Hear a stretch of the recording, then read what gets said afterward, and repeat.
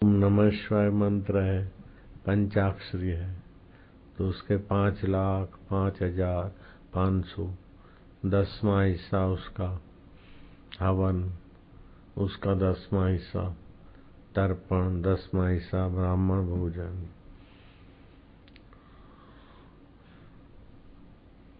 ओम नमो भगवते वासुदेव मंत्र है तो 12 लाख, अथवा ओमकार मंत्र है तो 1,01,111।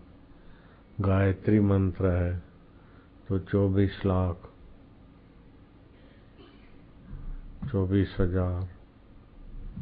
उसका 10वां अंश हवन, फिर तर्पण, फिर उसका 10वां सन ब्राह्मण भोजन। तो उसको एक अनुष्ठान बोलते हैं। तो मंत्र का देवता होता है, जैसे ओमकार मंत्र का अंतर्यामी परमेश्वर देवता है,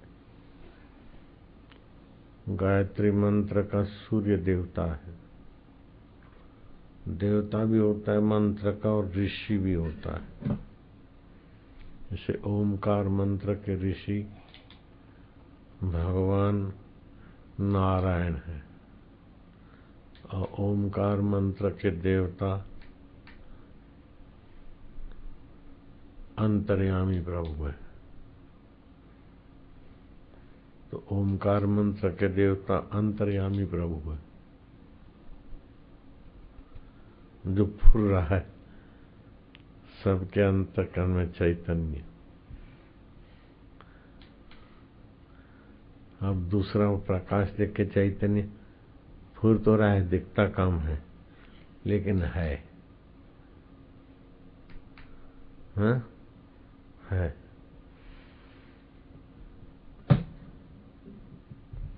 तो मंत्र का देवता होता है, मंत्र की शक्तियां खोजने वाले को ऋषि बोलते हैं। जैसे गायत्री मंत्र की शक्तियां खोजने वाले विश्वामित्र ऋषि का नाम आता है। ओम नमः शिवाय मंत्र का देवता शिव, हर एक मंत्र का देवता ऋषि, छंद, क्लिक आदि होता है। और मंत्र जपते समय जो उद्देश्य होता है उसका संकल्प किया जाता है। आरोग्य प्राप्ति के लिए, धन प्राप्ति के लिए, यश प्राप्ति के लिए, शत्रुओं के प्रभाव को, विघ्नों को दूर करने के लिए। तो उस के अनुसार फल होता है। तो अब बात हंसने की आएगी। वो जो साधु लोग जप कर रहे थे, चलो भाई भगवान का भजन के लिए, ईश्वर प्राप्ति के लिए कुछ भी संकल्प रख दिया। अब ईश्वर प्राप्त हो तब हो, लेकिन वो मंत्र जब से हृदय शुद्ध होता है तो शुद्ध हृदय में संकल्प फलित होता है। तो साधुओं को भोजन मिलता था, लोग भोजन दे जाते थे। तो एकादशी को कोई फलहार दे गया, तो साधु ने देखा तो ये क्या फलहार, आलू उबाल के दे गए। आज तो एकादशी है, जरा काजू किशमिश दे जाते।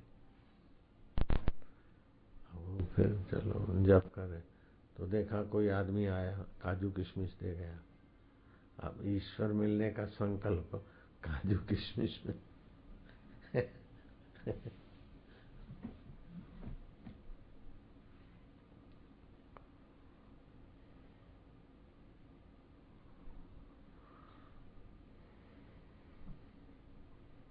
तो तुम्हारे ज्ञान स्वरूप ईश्वर में वो सत्ता है, देर सबेर उसी संकल्प के अनुरूप घटना हो जाती। 。 . 。 . . . . . . . . . . . . . . . . . . 。 . . 。 . . 。 . . 。 . 。 . 。 . 。 . 。 . 。 . 。 . 。 . 。 . 。 . 。 . 。 . 。 . 。तो छोटे मोटे संकल्प करते हैं तो छोटी मोटी चीज मिलकर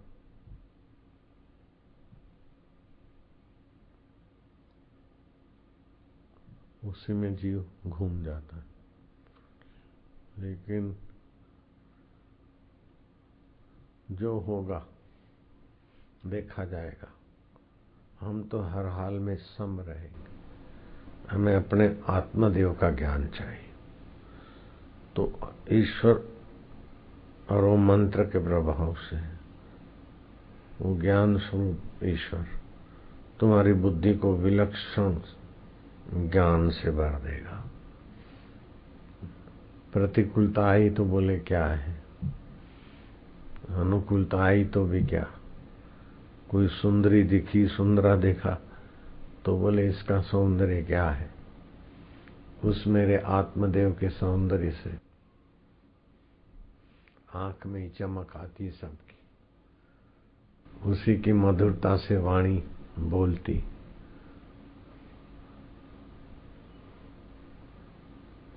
उसी की सत्ता से फूलों में मादकता आती है और सूंघने की मादकता आती। वही मैं आत्मा हूँ, चैतन्य हूँ, मेरे से सब हो रहा है। सूर्य में प्रकाश मेरा है, चंदा में चांदनी मुझ आत्मदेव की।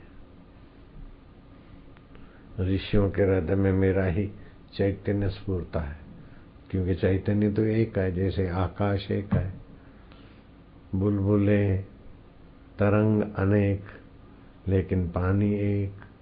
घड़े मठ कुल्लर सुराई अनेक, लेकिन आकाश एक। ऐसे ही सत्य चित्त आनंद स्वरूप एक। ट्यूबलाइट अनेक, गीजर अनेक, फ्रिज अनेक, लेकिन विद्युत एक। ऐसे ज्ञान स्वरूप मेरा आत्मा कहीं ब्रह्मा जी बन के सृष्टि कर रहे हैं, कहीं विष्णु, कहीं गुरु जी, कहीं अच्छे कहीं बुरे। ये सारी आकृतियां अलग अलग हो के मिट जाती, लेकिन जो अमिट है वही मेरा आत्मा। और जना ही नहीं है, व्यापक है, विभू है, वही मैं हूं। तो ऐसा ज्ञान हो जाने पे साक्षात्कार हो जाएगा। तो जितना उद्देश्य ऊंचा उतना थोड़ा समय लगे, लेकिन फल शाश्वत।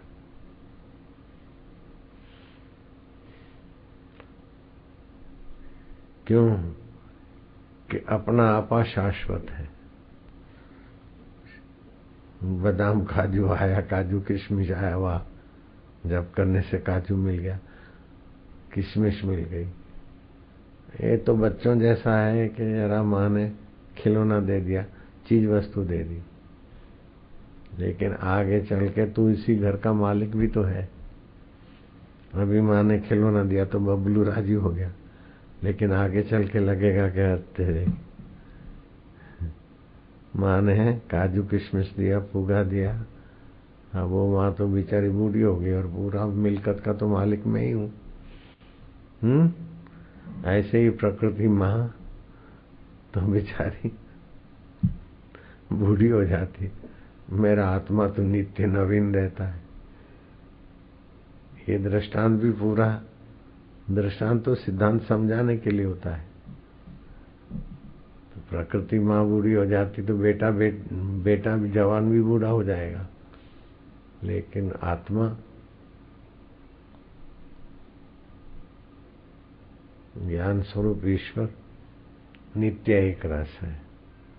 बुढ़ापा जवानी शरीर में होती, अपने मैं में नहीं होती। बचपन आया शरीर का, जवानी आई शरीर की, बीमारी आई तो शरीर की, मृत्यु आई तो शरीर की, लेकिन ज्ञान स्वरूप मुझ चैतन्य में कुछ नहीं। आओ मान मैं वो हूं, ऐसी समझ आ जाए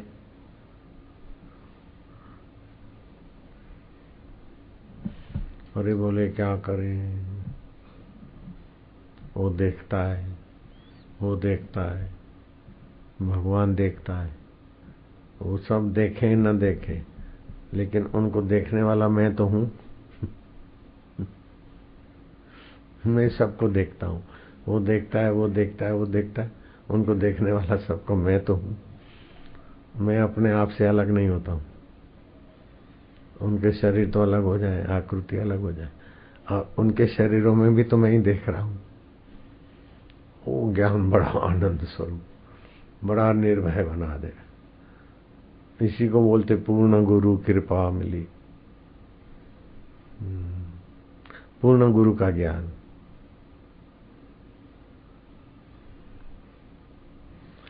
बदा जुए बदा, ध्यान से सुनो। नवल जी सुन रहे हैं? सुन रहे हैं ना? हाँ। तो अपना जो शुद्ध ज्ञान स्वरूप है उसमें स्थिति हो गई तो मृत्यु का भय नहीं रहेगा। झूठ कपट करके सुखी रहने की इच्छा नहीं रहेगी। कर्म में आसक्ति भी नहीं रहेगी, लापरवाही भी नहीं रहेगी।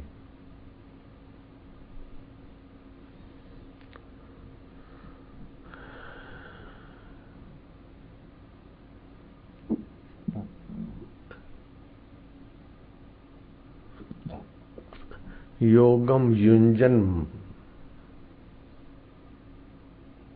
योगी युंजत सतत आत्मा रहसी स्थिता एकाकीयत चित्तात्मा निराशीर परिग्रह। ऐसा जो योगी है वो चैतन्य आत्मा से योग करता है, वो कुछ समय एकाकी रहे। दिन में 5-15 मिनट, सुबह 5-15 मिनट, दोपहर 5-15 मिनट, रात को। तुम बाहर लोफरों से तो दिन भर मिलते हो, लेकिन सबके सरताज से भी तो मिला करो। काम लोफर है, क्रोध लोफर है, मोह लोफर है, मद लोफर है, अहंकार लोफर है, ये तुम्हें उलझा के चले जाते। तो तुम किसके सब द्वारा नाच नाचते हो? काम आया तो काम का नाच नाचे कमर तोड़ के चला गया। क्रोध आया तो तुम्हारा संचालक कौन है? तुम्हारा सूत्रधार कौन है? काम है, क्रोध है, लोभ है, मोह है, भय है, चिंता है, कपट है, कि तुम्हारा सूत्रधार सत है, चित है, आनंद स्वरूप है? अगर सूत्रधार तुम्हारा सच्चिदानंद है तो ये लोफर आएंगे जाएंगे पाले हुए कुत्ते की नहीं पूंछ हिलाते हुए।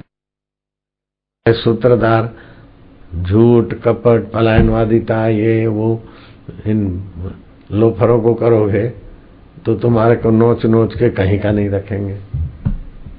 इसीलिए आप अपने सूत्रधार से जुड़े रहो। चलती चक्की देख के दिया कबीरा रोए, दो पाटन के बीच में साबित बचा न कोई। हाथ की घंटी होती है ना, जो भी दाने डालो सब पिस जाते, लेकिन कोई दाना जो मूल एक्सल पर अथवा मूल चक्की पर रह जाता है वो चक्की में नहीं पिसता है। ऐसे सुख दुख को जानने वाले मूल आत्मा में टिक गए। ये विकार आते जाते उसमें बहे नहीं, उसमें टिक गए तो न सुख तुमको पिसेगा न दुख, न काम तुमको पिसेगा न क्रोध, न लोभ तुमको पिसेगा न मोह, न अहंकार तुम्हें पिसेगा न वासना। तो बाजी जीत लोगे। तो बुद्धिमान तो वह है कि जप करे, ध्यान करे, लेकिन उद्देश्य रखे ईश्वर प्राप्ति अर्थ, समता प्राप्ति अर्थ। एक ही चीज के सब नाम है। ईश्वर में समता है, समता ईश्वर है। ब्रह्म ज्ञान प्राप्ति अर्थ है, आत्म साक्षात्कार अर्थ है। जैसे भगवान की अनेक सत्ताएं, ऐसे अनेक नाम और अनेक अवस्था भी है, और वो आसान भी है। एक शहंशाह को रिझाना आसान है, और एक एक लोग पब्लिक को सबको रिझा के रखना मुश्किल है।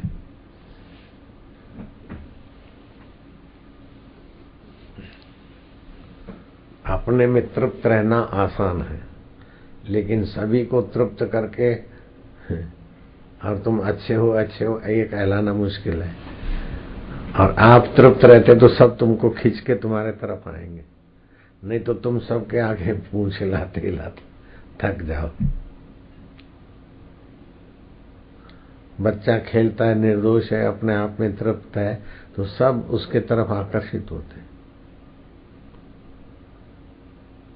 ऐसे ही बच्चे का अज्ञान, वासना और ये लोफर सोए हुए हैं, अभी उसमें काम नहीं है, मासूम बच्चा है, क्रोध नहीं है, लोभ नहीं है, मोह नहीं है, भय नहीं, चिंता नहीं, वो सहज में अपने आत्मा आनंद में खेलता है, तो सबको प्यारा लगता है। वो किसी को देखे न देखे, सब बच्चे को उसके लिए टेढ़े मेढ़े होते हैं। किसका आकर्षण है बच्चे में? कोई सहज ज्ञानदेव, आत्मदेव का, अंतर्यामी का। तो आप अपने जीवन में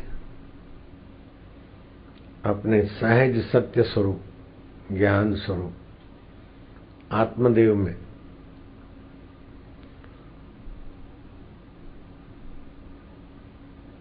पहुंचने के लिए संसार की सेवा करो, तो संसार तुम्हारा ख्याल रखेगा।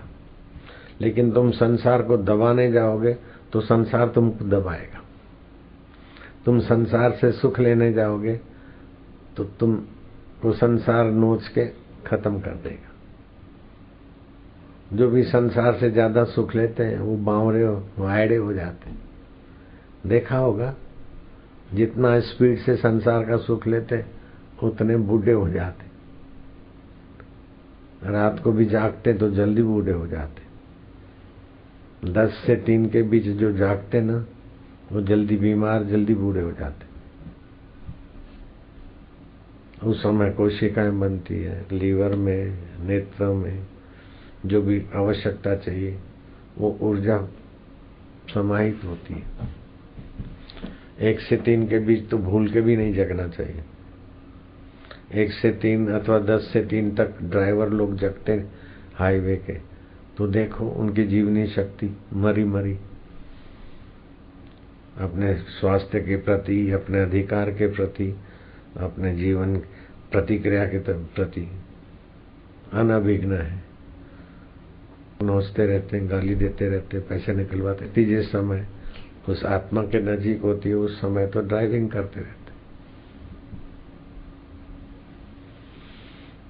तो ऐसे ध्यान और भी जीवनी शक्ति बढ़ाता है। तो सुबह 3 से 5 के बीच, 4 से 5 के बीच प्राणायाम करें। अब लेट से सोए तो हम 4:30 उठे आज, लेकिन प्राणायाम जल्दी जल्दी किया। 5 बजे तक प्राणायाम पूरा कर ले। 7 बजे तक बड़े हाथ की सफाई, शौच जाना, पानी पीना, आसन करना, वो कर ले। तो लंबी उम्र भी रहती है, सूझबूझ भी लंबी, अपने और दूसरे के अधिकार के प्रति भी प्रतिक्रिया का बल रहता है और संकल्प बल रहता है। हेलीकॉप्टर गिर रहा है, इतने लोग लग जाएगा, नहीं होना चाहिए ऐसा। नहीं तो एक पंख उड़े तो सैकड़ों आदमियों को गिरा देवे, मार देवे। हेलीकॉप्टर की पूंछ कट के उड़ गई और लोगों के बीच किसी को नहीं लगी। आगे के तो पुर्जा पुर्जा अलग हो गया और हम आगे बैठे थे पुर्जा पुर्जा अप टू डेट। तो ये आत्मशक्ति का प्रभाव। वो कोई उधर से देवता आए आके सब रोके तो देवता भी रोकेगा तो आत्मसत्ता से ही रोकेगा। वो तो है ही अपना आपा। देवता का देवत्व इसी आत्मदेव से है, ईश्वर का ईश्वरत्व इसी आत्मदेव से है। तो फलाने देवता को रिझाओ, फलाने को रिझाओ, वो व्यस्त है, बिजी है, कब आवे, कैसे करे। इसे तो वो जिससे करेगा वो तो है ही है। हम तो अपने ऑर्डर चलाओ, अपने ही संकल्प से। यदि वह संकल्प चलाए मुर्दा भी जीवित हो जाए। वो देवता है, वो भगवान है, वो भगवान है। तो वो भगवान है, वो देवता है, इसका जीता जागता तो ये देवता निर्णय करता है।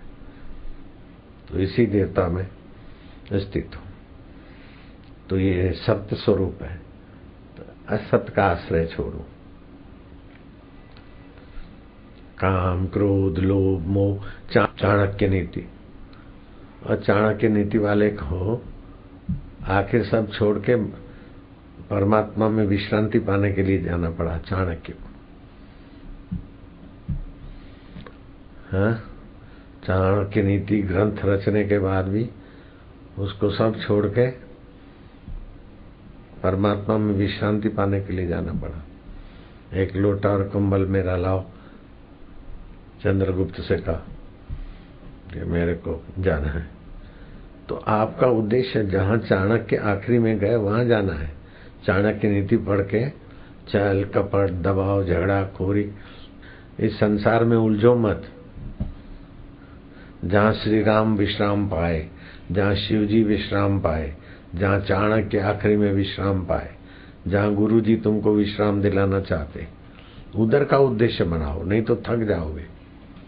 लड़ झगड़ के तो कुत्ता भी अपने अपने मोहल्ले का मालिक हो जाता है। की होया वो लड़ झगड़ के कुत्ता भी अपने अपने मोहल्ले का मालिक हो जाता है। वो की फर्क पया, थक जाने। ये लड़ाई झगड़ा करके मोहल्ले के मालिक हो गए, कॉरपोरेटर हो गए, कहीं के कुछ हो गए, कुछ भी नहीं है। अनंत अनंत ब्रह्मांड जिससे पैदा हो के लीन हो जाते, वो मेरा आत्मदेव। मैं देखा अपने आप को, मेरा दिल दीवाना हो गया। ना छेड़ो मुझे यारों, मैं खुद पे मस्ताना हो गया। अब इंद्र का राज्य मुझे नहीं चाहिए। देवरा बाबा को सेंट्रल का कृषि मंत्री ने जाकर प्रार्थना किया कि इंदिरा ने मेरे को कृषि मंत्री बनाया और कितने राज्यों में अकाल पड़ा है। जगजीवन राम था कृषि। बाबा दया करो। अरे बोले इंदिरा रानी को कह दो कि गायों की हत्या होती है, उसके पाप से देश में अकाल पड़ता है, भूकंप होते हैं। गौ हत्या का पाप बहुत दुख देता है पब्लिक को। हत्या तो कुछ करे, भोगते सब है। इसीलिए गौ हत्या बंद कराओ, सब ठीक हो जाएगा। बोले बाबा मैं कह दूंगा, लेकिन इस साल मेरी इलाज रखो। बोले अच्छा, लेकिन खुद के लिए कभी बनाया नहीं, किसी छोरे को बता दिया तो उसने बनाया। फिर कलकत्ता में भंडारे किए, पूजवाया। कलेक्टर ने फिर उनको दबाव डाला, कैसे बनाया बताओ। फिर जॉर्ज पंचम को उसने खबर किया कि यहाँ तो साधु एकादशी को उपवास करते हैं, दसम को एक टाइम, एकादशी को पूरा उपवास, और दिन में 2 बार कोई बूटी है वो घोट के पीते हैं। फिर द्वार बारस को जितना भी पित्तल हो उसको पिघला देते हैं, और फिर उसमें वो सुबह सुबह का पेशाब की धार करते तो सोना बन जाता है। और मैंने लगभग 100 सेर मतलब 1 कुंटल अपने हाजिरी में ये सोना बनाया है। तो बोले वो सोना भी ले आओ, साधु को भी ले आओ। जॉर्ज पंचम ने आदेश दिया कलेक्टर को। साधु को बोला तुमको ले चलेंगे। साधु घबराया कि गाय का मांस खाने वाले, दारू पीने वाले, उधर ऐसी बूटी भी नहीं होगी, उधर तो बना भी नहीं पाऊंगा। हो देवरा बाबा को प्रार्थना किया। बाबा ने स्वप्न दिया कि देख मैं मना कर रहा था, मैं एक से क्या मेरे को सिखाओ, ये माया है। छोटा संकल्प है को किया, ईश्वर प्राप्ति का संकल्प करते, सोना सीखने का संकल्प करके फंसा।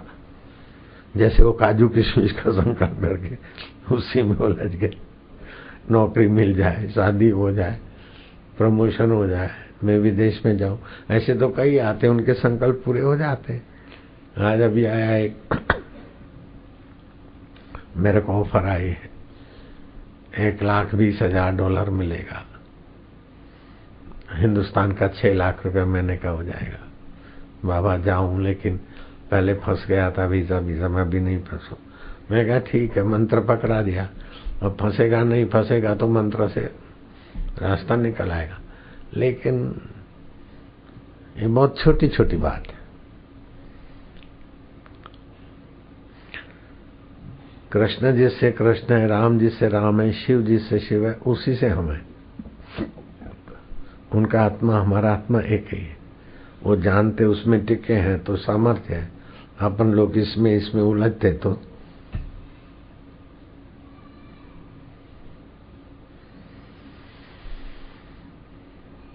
सूत्रधार कौन है? काम है रात्रि शयन के लिए है। और जो रात को जग के बेचारे काम धंधा करते ने, उनकी फिर सूझबूझ दूर की नहीं होती। फिर सुरा से, सुंदरी से, पति पत्नी से, पत्नी पति से, लवर लवरी से, लवर लवरी से अपना कमर तोड़ के सुखी होने की अंधी प्रक्रिया में और दुख में गिरते, बुढ़ापे में गिरते, बीमारियों में गिरते, जीवन खत्म हो जाता है। तो अपना उद्देश्य ऊंचा बना दे और करनी ऐसी करे, शरीर को ज्यादा घिसे नहीं। रात को जागना, शरीर को घिसना है। विकारों के हवाले होना, मन बुद्धि को भी घिसना है। कपट, बेईमानी, चोरी के हवाले होना तो मानवता को ही घिस डालता है। तो चोर लोगों में भी मेहनत तो होती है, साहस तो होता है, लेकिन फिर भी घिस पिट जाते हैं। बड़े बड़े डकैत होते हैं, बड़े खूंखार होते हैं, अथवा दूसरों को मार पीट के बड़ा होने की आदत में। तो उनका सूत्रधार कौन है? अहंकार। ऐसे प्रसिद्ध अहंकारी की बात बताता हूं। सिकंदर जा रहा था तो डायोजनीस नाम के संत को, मैं महान सिकंदर और मेरा रास्ता बंद करे, उसको हंसी आई। मैं देखता हूं गए तो है डायोजनीस बड़े निष्फिकर प्रसन्नता से लेट रहे। डायोजनीस को देखकर सिकंदर हैरान हो गया कि इस आदमी के पास कोई फौज नहीं है, कोई राज्य नहीं है, कोई सुविधा नहीं है, कोई चमक डोलाने वाली नहीं है, और चेहरे पर इतनी चमक, इतनी प्रसन्नता, इतना आनंद। बोले तुम कौन हो? बोले मैं कौन हूं वो तो मैं बताऊंगा, तुम कौन है? तू कौन है? बोले मैं महान सिकंदर, विश्व विजय करने जा रहा हूं। वो डायोजनीस हंसे कि विश्व की विजय? आज तक किसने किया विश्व पर विजय? विजय तो अपने पर करना होता है।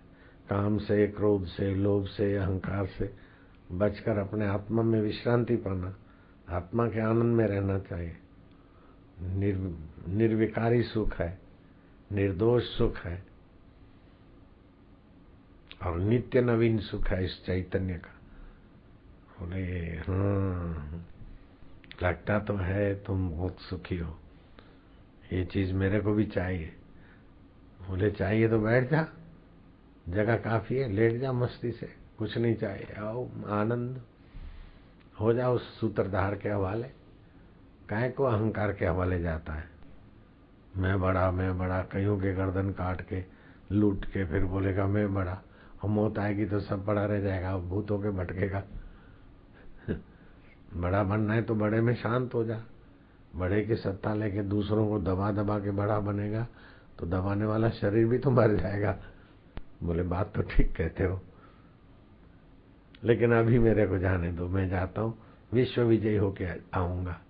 बोले पागल की बात करते हो सिकंदर, विश्व की विजय करके कोई वापस आया? वापस नहीं आ सकते, ये तो विश्व उलझा देता है। ये पालूं, ये कर लूं, ऐसा बन लूं, ऐसा बन लूं।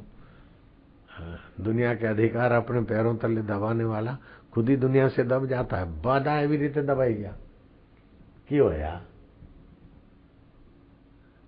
सारे हीरे जवाहरात, सारे अधिकार अपने अधीन करने वाले बुरी तरह से मर गए। तू काहे को ऐसा करता है? बोले बात तो तुम्हारी सच्ची लगती और मुझे तुम्हारा रास्ता अच्छा भी लगता है, लेकिन अब ये थोड़ा जाऊं। बोले जा तेरी मर्जी, वापस नहीं लौटेगा। और वापस नहीं लौटा, रास्ते में ही मर गया सिकंदर। वापस लौटा, आत्म साक्षात्कार को लौटा क्या? नहीं। तो मैं कहता हूं कि कुछ भी सेवा करो, उद्देश्य आत्म साक्षात्कार रखो तो ये सेवा है। उद्देश्य अपना अधिकार लोलुपता, अपना लॉबी लोलुपता नहीं। सत्य, सत्य दुश्मन भी सत्य के रास्ते तो उसको मदद करो। मित्र भी झूठ बोलता है अथवा अहंकार पोषने के लिए बेटा भी निकल पड़ता है तो उसको रोको। अहंकार के हवाले बेटा होता है अथवा खुशामद के हवाले बेटा भी जाता है तो उसको साथ मत दो। और ईश्वर के तरफ दुश्मन भी जाता है तो उसको साथ दो, वो तुम्हारा परम मित्र हो जाएगा। क्योंकि ईश्वर के लिए तुम साथ देते हो ना। भलाई के भले में तुम साथ दो, बुरे में साथ मत दो। बुरा क्या है कि जब विकारों के हवाले कोई जाता है तो तुम साथ देते हो तो तुम्हारे को भी नुकसान है। और निर्विकार नारायण के तरफ कोई जाता है तो आप सहयोग करते तो आपका तो भक्ति योग हो जाता है, कर्म योग हो जाता है, ज्ञान योग हो जाता है।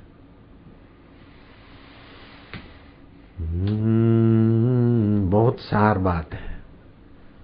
लंबी लंबी कहानियां सुनने से क्या। आज महाभारत का श्लोक चला था कि जो सच्चाई है, स्नेह के रास्ते चलता है वो तो ब्रह्म को पाता है। लेकिन छल बल कपट के सहारे सुखी होना चाहता है वो तो मृत्यु से मृत्यु, मृत्यु से मृत्यु जाता है। इतना ही सार है, ज्यादा बकवास की क्या जरूरत है। महाभारत में व्यास जी ने लिखा है।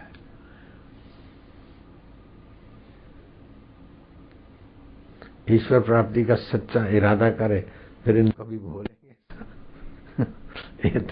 ये तेरी सिगरेट की वासना भूलती। बापू मैं तमने पूछो ने तमे कीधु बेटा तू चा में बोर्नविटा नाखीने पीओ અને કોફીનો એક ગ્લાસ પી। બસ બાપુ તમારી પ્રેરણાથી હું કોફી भी पीऊँ છું, બોર્નવિટા નાખીને ચા भी पीऊँ છું। એ बापू ने नहीं कहा, तेरी वासना बापू का आकृति दिखाती। बापू तो कहेंगे कि चाय और कॉफी में 10 प्रकार के पॉइजन है बेटे, चाय कॉफी मत पी, और पीना है तो 7 से 9 के बीच थोड़ा बहुत पी ताकि 9 से 11 के बीच भोजन कर सके। देखो भगवान की गुरु की प्रेरणा है कि तुम्हारी अपनी कल्पना है। एक गया अनुष्ठान करने, अनुष्ठान करके आधे में वापस आया। गुरुजी क्या हुआ? बोले ध्यान लगा और भगवान ने बोला जा बेटा शादी कर ले। गुरु बोलता है आरामी, भगवान ने नहीं कहा, तेरी वासना, तेरा मन ही आकृति धारण किया भगवान की। भगवान और गुरु प्रेरणा करेंगे, उसमें काम नहीं होगा, क्रोध नहीं होगा, लोभ नहीं होगा, कपट नहीं होगा, मोह नहीं होगा और नश्वर का महत्व नहीं होगा, शाश्वत का महत्व होगा। दूसरे को मान, आप अमानी रहने का महत्व होगा। बड़बड़ करके कुत्ते की नाई लड़ झगड़ के किसी को दबाने का महत्व नहीं होगा, सबके मंगल का महत्व होगा। हरि गुरु के स्वभाव के अनुसार अगर संकल्प होता है तो आपका भविष्य उज्जवल है, और सिकंदर के अनुसार संकल्प होता है तो आपका भविष्य नाशवान है। ज्यादा उपदेश की क्या जरूरत है, इतना ही काफी है। अनुष्ठान करे और काजू किशमिश आ जाए, ले खा ले, जान छुड़ा। वो तो बिना अनुष्ठान वाले भी काजू किशमिश 10-20 रुपए के मिल जाते, माला लेके 10 रुपए के काजू किशमिश। दत्त तेरे की साधु बाबा ऋषिकेश। अनुष्ठान का फल है, एकादशी के दिन मन में चाह साधु बाबा बोल, अरे काजू किशमिश दे दिया भगवान ने। अरे मूर्ख, ठगा गया तू अपने संकल्प से। हे प्रभु आनंद दाता। भगवान तो आनंद दाता, आनंद स्वरूप है। आनंद में रहो। अनुभवी ने एटलू आनंद मारे मुरे, आत्मा ना ज्ञान सिवाय काई न कहूं रे। સુખ દુઃખ આવે તો વીરા સહી લેવું રે, अनुभवी ने એટલું आनंद રહેવું रे। 9 बज गए, सोने का समय अब नजीक आ रहा है, अभी मेरा घूमना भी बाकी है। कल बड़ौदा में सत्संग होगा, परसों बड़ौदा से ही रवाना होके दिल्ली पहुंचेंगे, और परसों इस समय तो हरिद्वार का सत्संग भी पूरा हो जाएगा।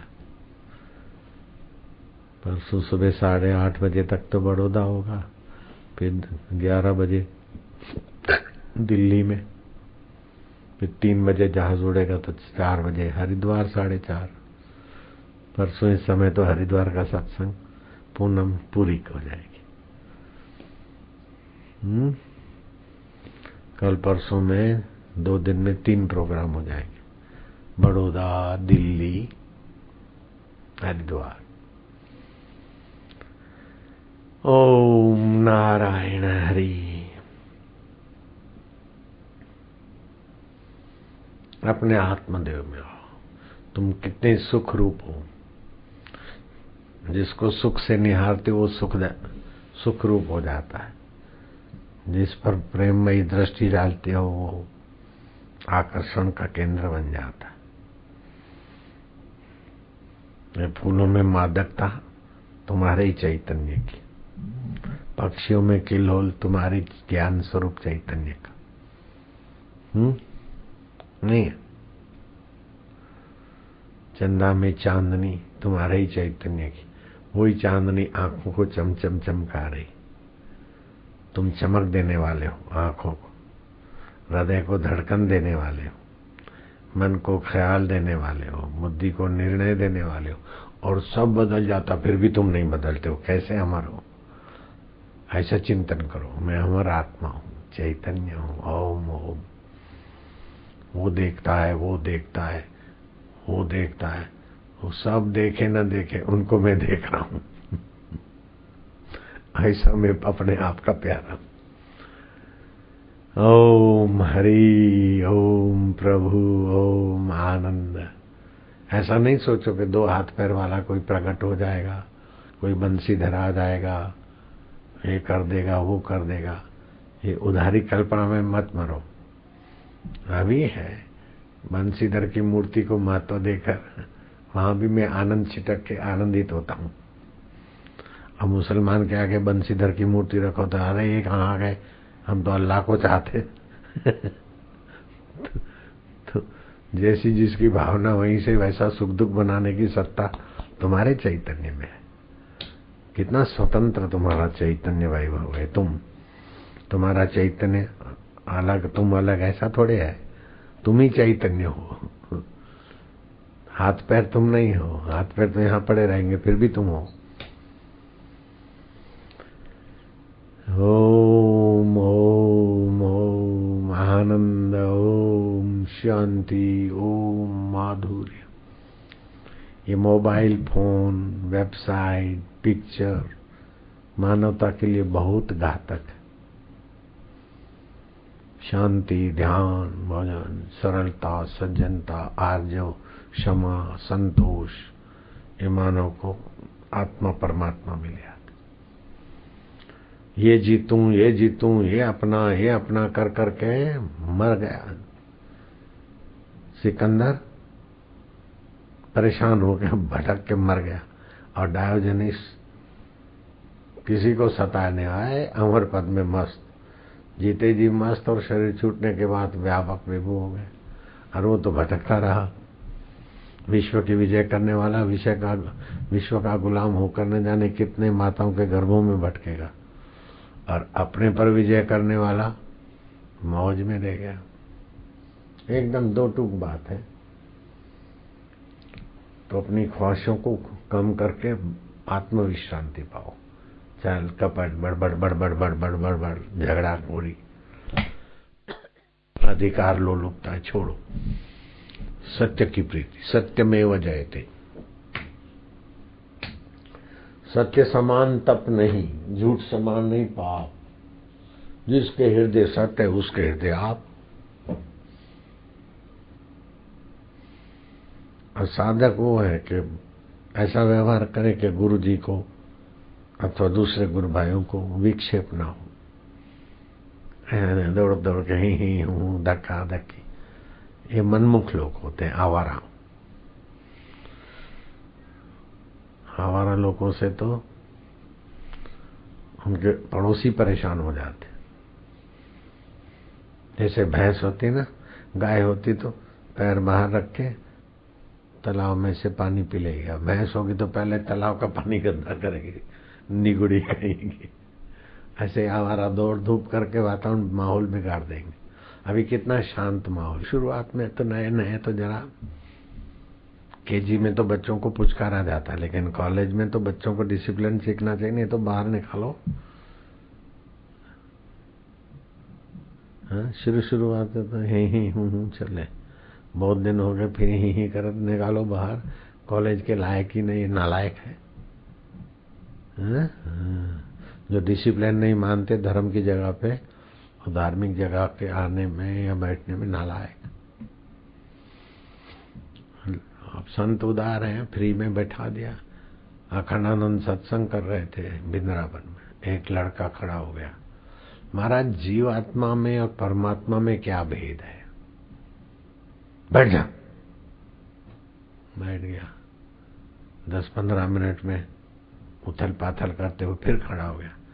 महाराज आपके आश्रम में आते रास्ते में से ही नाली गुजरती है, आपके यहाँ बड़े बड़े लोग हैं, किसी को कह दो तो ये नाली को ढक दे या नाली दूसरी जगह से निकाल दे तो आराम हो जाएगा।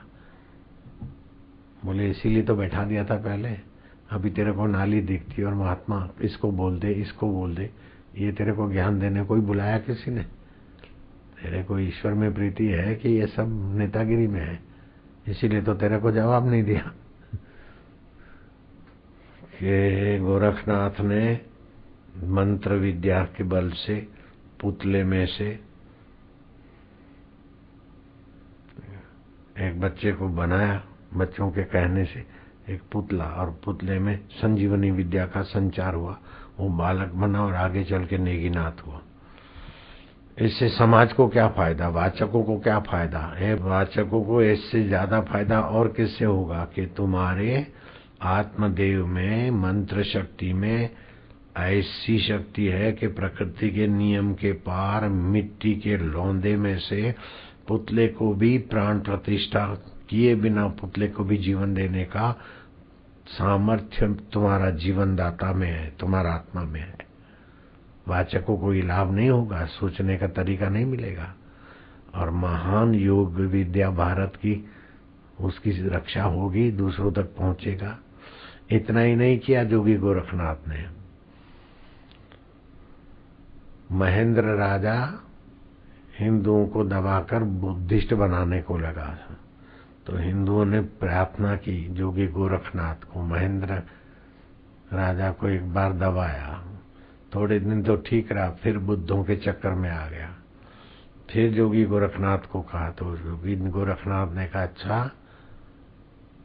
तो वसंती एक लड़का था, उसका पिता मर गया था, माँ बेटे जोगी गोरखनाथ की सेवा में थे। बोले वसंत तुम और तुम्हारे और साथी तालाब के किनारे मिट्टी लेकर पुतले तैयार करो, जितने कर सको। मैं संजीवनी विद्या से और अस्त्र शस्त्र विद्या के बल से उनकी सेना रचूंगा, और तुम सेना वो सेना के द्वारा महेंद्र की नेपाल पर चढ़ाई करोगे। वो जानता था कि जोगी हमारे समर्थ हैं, गुरु की बात काटना सत शिष्य का काम नहीं है। जो आज्ञा उसने किया, और जोगी गोरखनाथ ने संजीवनी विद्या के बल से सारे पुतलों को अस्त्र शस्त्र सहित सेना बना दी। वसंती की आगेवानी में महेंद्र पे धावा बोल दिया। नेपाल में महेंद्र बंदी हो गया। जोगी गोरखनाथ के चरणों में आए, बोले अब तुम्हारे पे भरोसा नहीं होगा, अगर तुम्हारे को प्राण दान चाहिए, जेल चाहिए कि भविष्य उज्जवल चाहिए? बोले नहीं, जेल नहीं, आप आज्ञा करो, मैं मानूंगा। बोले इसको अपना बेटा मानो। और तुम इसको राजकाज का भार सौंपो, तिलक करो, इसके साथ रहकर इसको राज्य में कुशल बनाओ, तो तुम्हारा भी आखिरी जीवन अच्छा जाएगा। संतान तो है नहीं, दूसरे मंत्री और दूसरे शासक प्रजा का खून पिए उसके पहले ये है मेरा साधक है, ये राज करेगा, इसको राज की व्यवस्था संभाली। उनकी जो संतान हुई वो गोरखा कहलाई। तो अच्छी रहस्यमय बातें हैं। ये विज्ञानियों की खोज कुछ भी नहीं है जो रावण की खोज थी। ऐसे रावण से भी ऊंची खोज थी शबरी के गुरु की, मतंग ऋषि। सनातन धर्म परंपरा से ही सभी को लाभ होता है। अंधी आंखों से लाभ नहीं दिखे। एक मंत्री के मन में था कि मैं साधु बन जाऊं, लेकिन फिर क्या होगा, खाने पीने का रहने का क्या होगा। घर छोड़ने की इच्छा होती है लेकिन डर लगता है फिर क्या होगा। वो मंत्री का नाम भी मैंने बोला हुआ है सत्संग में। तो फुलका में से एक ग्रास उठाया और बिल्ली आई, म्याऊ। अरे बोले ले म्याऊ। बिल्ली ने चपाक से वो ग्रास झीला और भागी। ये दूसरा ग्रास उठावे उतने में बिल्ली फिर आ गई, म्याऊ। अरे खाया नहीं, ले कहाँ छोड़ के आई, दे दिया। ऐसे 6 ग्रास म्याऊ ले गई। ये कहाँ ले जाती, इधर खाती चबाती बैठी रहती। उठाया और चली गई। 7वां ग्रास डाला और उसके पीछे दौड़े तो देखा कि पास के अंधेरे कमरे में एक अंधी बिल्ली पड़ी है, आंखों से नहीं देखती, उसके यहाँ छोड़ के आती और वो खा रही है। अरे तू कैसा प्रेरक है। बिल्ली के हृदय को प्रेरणा करता है कि अंधी बिल्ली है तो उसको पहले खिला, म्याऊ, और मेरे को प्रेरणा करता है कि इसको म्याऊ को दे। तो कैसा सृष्टि रचता है प्रभु, कैसा सब चला रहा है।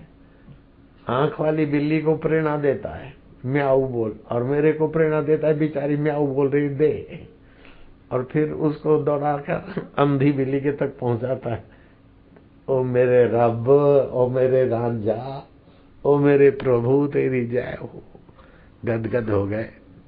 मंत्री पद का आसरा छोड़ दिया, ईश्वर के आसरे चले गए। तो आप नश्वर का आसरा चाहते हैं, कपट का आसरा चाहते हैं, काम क्रोध का आसरा चाहते हैं, दूसरों को सताकर महान सिकंदर के रास्ते का आसरा चाहते हैं, कि मतंग गुरु का आश्रय चाहते हैं, लीलाशाह गुरु का आश्रय चाहते हैं। अपनी कल्पना को गुरु बना रहे हैं कि सचमुच गुरु के कहने पर चल रहे हैं। खोज लो बस।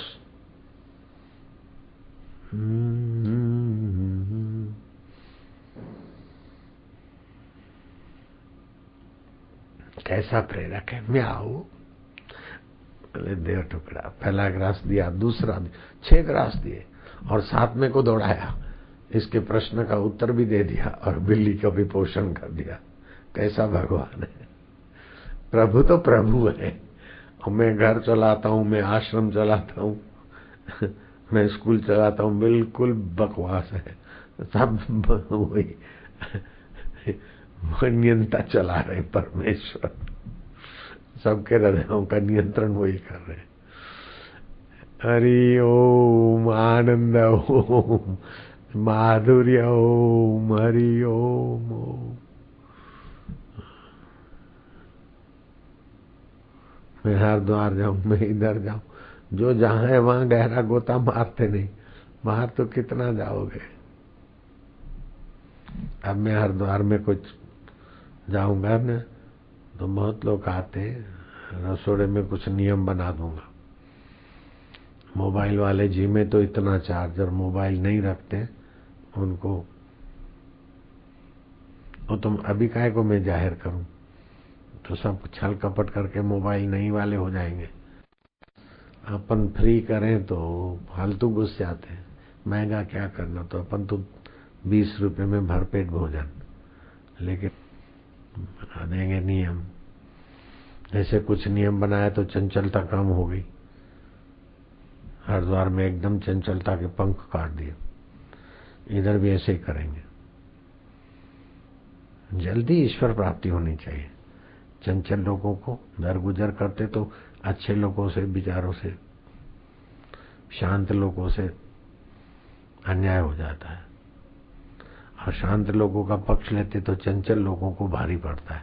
पढ़ने दो भारी, बेवकूफी को भारी पड़े तो बेवकूफी निकलेगी। हाँ, म्याऊ कैसा प्रेरक है अंधी बिल्ली को पेट भरने की प्रेरणा, आंख वाली बिल्ली को मंती को प्रेरित करता हो। देखो जीभ तालू में लगाओ, ओम हरि शांति हो, म्याऊ